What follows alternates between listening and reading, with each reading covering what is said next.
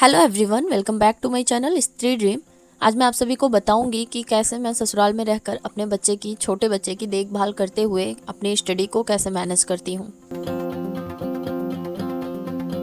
सबसे पहले अपने चैनल पर जुड़े नए लोगों को मैं बताना चाहती हूँ कि मेरा नाम श्वेता है। मैं एक हाउसवाइफ हूँ। मेरी एक बेटी है जो अभी 20 महीने की हो गई है और मैं ससुराल में रहती हूँ और यहीं से अपनी स्टडी को कंटिन्यू करती हूँ। अभी रिसेंटली 2023 में मेरा बीएड कंप्लीट हुआ है और अभी मैं सीटेट पेपर 2 की प्रिपरेशन कर रही हूँ। 15 दिन बाद ही मेरे सीटेट पेपर 2 के एग्ज़ाम है, उसी की प्रिपरेशन मैं करती हूँ और यही जर्नी आप सभी के साथ शेयर करती हूँ।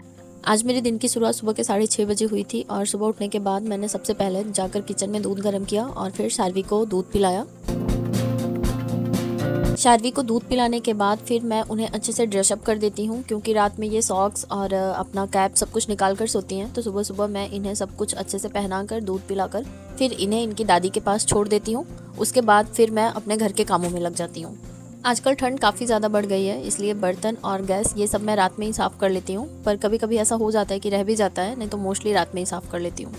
और आज भी मैंने बर्तन और गैस रात में ही कर लिया था, इसलिए सुबह मुझे सिर्फ झाड़ू लगाना था। और जब मैं बाहर दरवाज़ा खोली तो यहाँ पर बहुत सारी चिड़िया थी, तो मैंने इन चिड़ियों को एक मुट्ठी चावल डाल दिया था और उसके बाद फिर मैं चली गई थी चाय चढ़ाने। अभी मेरा घर बहुत ज़्यादा बिखरा हुआ है। अभी आप लोगों को पता ही है कि पीछे मेरे घर में शादी थी और कल जाकर फाइनली सारे लोग घर से गए, तो अभी मेरे पास बिल्कुल टाइम नहीं है कि मैं घर अरेंज करते बैठूं, क्योंकि मुझे लग रहा है कि अभी बहुत ज़्यादा ठंड भी है और शार्वी को भी देखना होता है और सामने सबसे बड़ी बात कि एग्ज़ाम है मेरे, इसलिए मैं बिल्कुल अरेंज करने का ट्राई नहीं कर रही हूँ। जब एग्ज़ाम हो जाएंगे उसके बाद फिर मैं देखूँगी। जो भी बहुत ज़रूरी काम होते हैं इस टाइम मैं बस वही कर रही हूँ, अदरवाइज़ मैं किसी भी काम में बिल्कुल फंसने की ट्राई नहीं करती।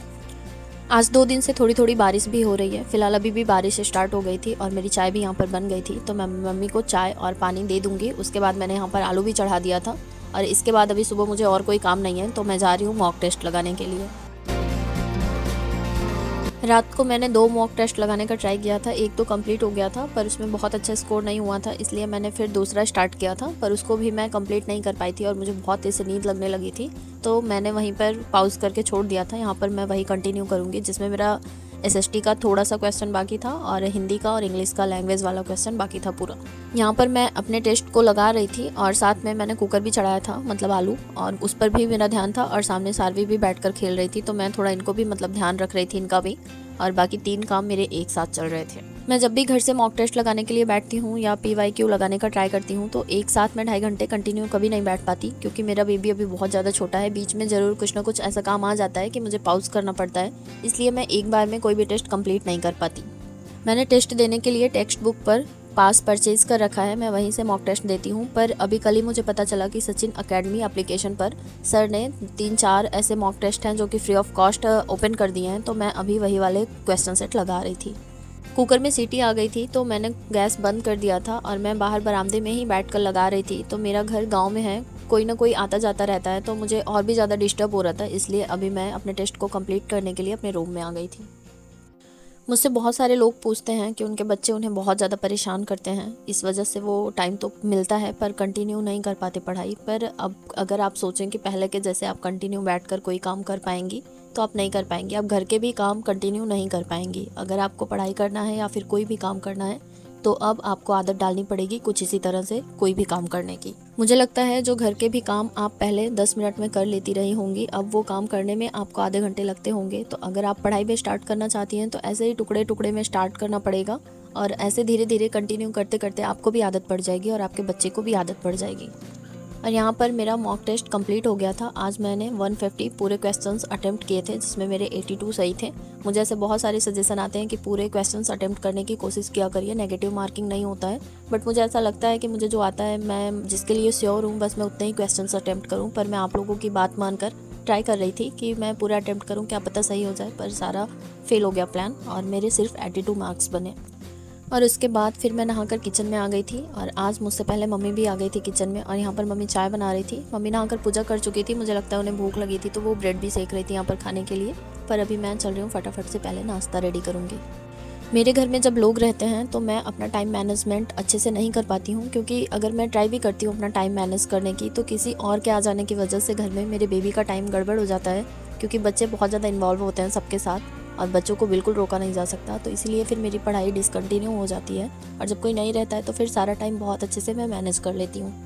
क्योंकि फिर काम का भी कुछ बहुत ज़्यादा बर्डन नहीं होता है, मैं और मम्मी ही रहते हैं, तो बस अपने और मम्मी के लिए कुछ भी बना लो, काम चल जाता है। और अभी मुझे सारवी के लिए भी कुछ चीज़ें नई नई बनाना चाहिए, क्योंकि अभी सारवी खाना थोड़ा बहुत खाने लगी हैं, पर मैं अभी समझ नहीं पा रही हूँ कि मैं इन्हें क्या खिलाऊँ। अभी मैं इन्हें सिर्फ दाल रोटी देती हूँ, और अभी उसका टुकड़ा भी रहता है रोटी का, तो इन्हें अटक जाता है, मतलब फंस जाता है, उल्टी कर देती हैं। इसलिए मैं दाल रोटी को भिगा देती हूँ पहले, और फिर मिक्सर में पीस कर और खिला देती हूँ। और मैंने सूजी भी भून कर रख लिया है, और जब इन्हें जैसे ऐसे भूख लगती है तो मैं थोड़ा सा सूजी और दूध डालकर पतला ऐसे हलवा टाइप का बनाकर वो भी खिला देती हूँ। आज मैंने नाश्ते में आलू वड़ा बनाया था, और यहाँ पर मेरा वड़ा बनकर रेडी हो गया था, और मैं और मम्मी बैठकर अभी नाश्ता कर लेंगे। उसके बाद सारवी को भी मैं कुछ खिला पिला दूंगी। उसके बाद जाऊँगी रूम थोड़ा सा अरेंज करूँगी, और फिर से पढ़ाई करने के लिए बैठ जाऊँगी, क्योंकि अभी मुझे फिर कोई काम है नहीं, और अभी मैं फिर 1 बजे के बाद ही खाना बनाऊँगी। ठंड बढ़ने की वजह से मम्मी का भी स्कूल बंद ही है, और फिर अभी मैं पहले सुबह ही खाना बना लेती थी और नाश्ता शाम को बनाती थी, पर अभी जब मम्मी स्कूल नहीं जाती हैं तो मैं सुबह कुछ नाश्ता बना लेती हूँ, और खाना फिर दोपहर में बनाऊँगी। मुझे खाना बनाने में बहुत ज़्यादा टाइम नहीं लगता, और खाना भी मुझे जब हम दोनों ही रहते हैं तो बहुत ज़्यादा बनाना भी नहीं रहता। तो बस मुझे बीच बीच में सारवी की केयर करनी होगी, जैसे बीच में इन्हें फ्रेश होना हुआ या फिर और भी कोई काम इनका आ गया, तो वही देखभाल करते हुए मैं अपनी पढ़ाई को यहाँ पर कंटिन्यू करूँगी। यहाँ पर मैं पढ़ाई करने के लिए बैठी ही थी, तभी बीच में मेरी एक फ्रेंड का फ़ोन आ गया था, और उसने मुझे बताया कि मैं स्टेट बिहार का फॉर्म अप्लाई कर दूँ, बट मैं जहाँ से फॉर्म अप्लाई करवाती हूँ, तो साइबर वाले भैया से जब मैंने पूछा कि मैं क्या टीजीटी के लिए अप्लाई कर सकती हूँ, क्योंकि मेरा ग्रेजुएशन कॉमर्स से है, तो मेरा सब्जेक्ट कॉम्बिनेशन मुझे समझ में नहीं आ रहा है। अगर आप लोगों ने भी वीडियो देखा है किसी ने जिसने भी कॉमर्स से ग्रेजुएशन किया होगा, तो मुझे ज़रूर सजेशन दीजिएगा कि क्या मेरा कॉम्बिनेशन बन सकता है या नहीं। तो इसी चक्कर में मेरे कम से कम 1 से 1.5 घंटे वेस्ट हो गए। मैंने कई जगह से पता किया, पर मुझे लास्ट में पता चला कि मैं अप्लाई नहीं कर सकती टीजीटी के लिए। मुझे 2 दिन से आप लोगों के भी कमेंट आ रहे थे कि डेट बढ़ गई है बिहार स्टेट की, तो मैं अप्लाई कर दूं, बट यहाँ पर मैंने बहुत ज़्यादा पता किया, पर मुझे पता चला कि मैं नहीं अप्लाई कर सकती हूँ टीजीटी के लिए, क्योंकि मैं सोशल साइंस में डालूँ या फिर हिंदी में डालूँ, कुछ कंफर्म ही नहीं हो पा रहा था। तो बाद में मुझे साइबर वाले भैया ने बताया कि मैं अप्लाई नहीं कर सकती, तो यहाँ पर मैं बहुत ज़्यादा डिसअपॉइंटेड हो गई थी, पर फिर भी मैं अपने नोट्स लेकर बैठ गई थी यहाँ पर फिर से पढ़ने के लिए, क्योंकि टीजीटी का तो कंफर्म हो नहीं पा रहा है, और मेरे सामने सीटेट पेपर 2 का है। अगर मैं इसको भी टेंशन में आकर छोड़ दूंगी तो फिर मैं 6 to 8 के लिए भी अप्लाई नहीं कर पाऊंगी, और यूपी का तो कुछ पता ही नहीं है कि यूपी में वैकेंसी आएगी भी या नहीं। तो इसलिए मैं चाहती हूँ कि मैं सीटेट पेपर 2 क्वालिफाई कर लूँ, और अगस्त में बिहार वाला भी अप्लाई मैं कर पाऊँ। पीआरटी से बाहर होकर हम बीएड वाले ऑलरेडी बहुत ज़्यादा दुखी थे, और अभी जब सब्जेक्ट कॉम्बिनेशन नहीं बन पा रहा है तो सच में बहुत ज़्यादा फिर से डिसअपॉइंटेड हो रही थी मैं। पर फिर मैं ये सोच रही थी कि जो चांस बन रहे हैं कम से कम मैं उसके लिए तो ट्राई कर ही सकती हूँ, और जो नहीं हो रहा है उसके लिए फिर देखेंगे आगे। अगर कुछ पॉलिसीज़ ऐसी आती हैं कि अगर हम लोग एलिजिबल हो जाते हैं, या फिर ऐसा कोई सॉल्यूशन आ जाता है कि सब्जेक्ट कॉम्बिनेशन बन जाता है, तो फिर से ट्राई करेंगे। और यहाँ पर मेरा मूड बहुत ज़्यादा ऑफ हो गया था, और सारवी भी बीच में डिस्टर्ब कर रही थी, तो मेरा नोट्स पढ़ने में बिल्कुल मन नहीं लग रहा था। तो इसलिए मैंने फिर से हिंदी पेडागॉजी वाली क्लास को रिपीट करने के लिए ऑन कर लिया था। 4-5 मॉक टेस्ट देने के बाद मुझे ऐसा रियलाइज़ हो रहा है कि सीटेट में सारे क्वेश्चंस घुमा फिरा कर पूछे जाते हैं, तो अगर हम मॉक टेस्ट खूब अच्छे से सॉल्व कर लेते हैं और जो भी इनकरेक्ट होता है हमारा उसको अच्छे से एनालिसिस कर लेते हैं, तो मुझे ऐसा लग रहा है कि सीटेट हम लोग क्वालिफाई कर लेंगे। वैसे आज भी मेरे बहुत अच्छे स्कोर तो नहीं हुए हैं, पर मैं आज का जब मॉक टेस्ट दे रही थी, क्योंकि इससे पहले मैं टेक्स्ट बुक पर मॉक टेस्ट देती थी, और अभी आज मैंने सचिन अकेडमी एप्लीकेशन पर दिया था, तो ये चीज़ मुझे आज ही जैसे रियलाइज़ हुई।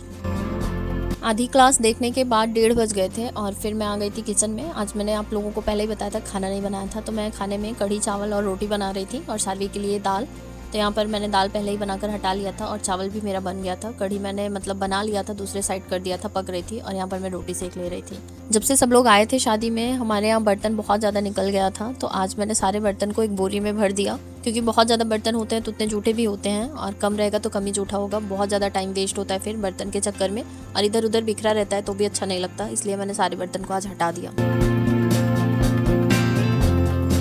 खाना बनाने के बाद फिर मैंने मम्मी को बुला लिया था, और यहाँ पर मैं उनकी प्लेट लगा रही थी, और साथ में मैं भी खाना खा लूँगी। उसके बाद फिर मैं तुरंत बर्तन साफ़ करूँगी, और मैंने कपड़े भी नहीं धुले थे सुबह, मैं बहुत ज़्यादा बिजी हो गई थी। तो कपड़ा और सारवी का ड्रेस चेंज करना और सारवी को दाल रोटी खिलाना, ये सारे काम मैं खाना खाने के बाद करूँगी। उसके बाद फिर मैं आज सुबह अपने हस्बैंड से बात नहीं की थी, फिर उन्हें फ़ोन करूँगी और सारवी से बात कराऊँगी, क्योंकि ये सुबह से याद कर रही थी कि फ़ोन लगा दो, बट मैं बहुत ज़्यादा बिजी थी तो फिर मैं बात नहीं करवा पाई थी। सारे काम ख़त्म कर लेने के बाद फिर मैंने यहाँ पर अपने हस्बैंड को फ़ोन लगा दिया था, और सारवी यहाँ पर बात कर रही हैं, और इसके बाद फिर मैं सारवी को सुला दूँगी। अभी 3 बजने वाले हो गए हैं, और फिर मैं अभी फिर से बैठ जाऊँगी अपनी पढ़ाई करने के लिए। जब तक सारवी सोएंगी तब तक मैं पढ़ाई कर लूँगी, और सारवी के उठने के बाद मैंने ये जो वीडियो बनाया है ये सब एडिट करूँगी, वॉइस ओवर करूँगी। उसके बाद फिर मैं चाय बनाऊँगी, एंड ऐसे ही फिर मेरे शाम तक काम चलेंगे और शाम को फिर वही अपना और मम्मी का खाना बनाने के बाद फिर मेरे पास बहुत सारा टाइम बचेगा सारवी के सो जाने के बाद, तो फिर से मैं अपनी स्टडी को कंटिन्यू करूँगी। तो कुछ इसी तरह से मैं अपनी पढ़ाई करती हूँ। और आप लोगों को ये वीडियो कैसा लगा आप लोग ज़रूर बताइएगा। चैनल पर नए हैं तो please like share and subscribe ज़रूर कर दीजिएगा। बाकी कल फिर मिलती हूँ एक नए वीडियो के साथ, तब तक के लिए अपना खूब ख्याल रखिए और हमारे साथ बने रहिए।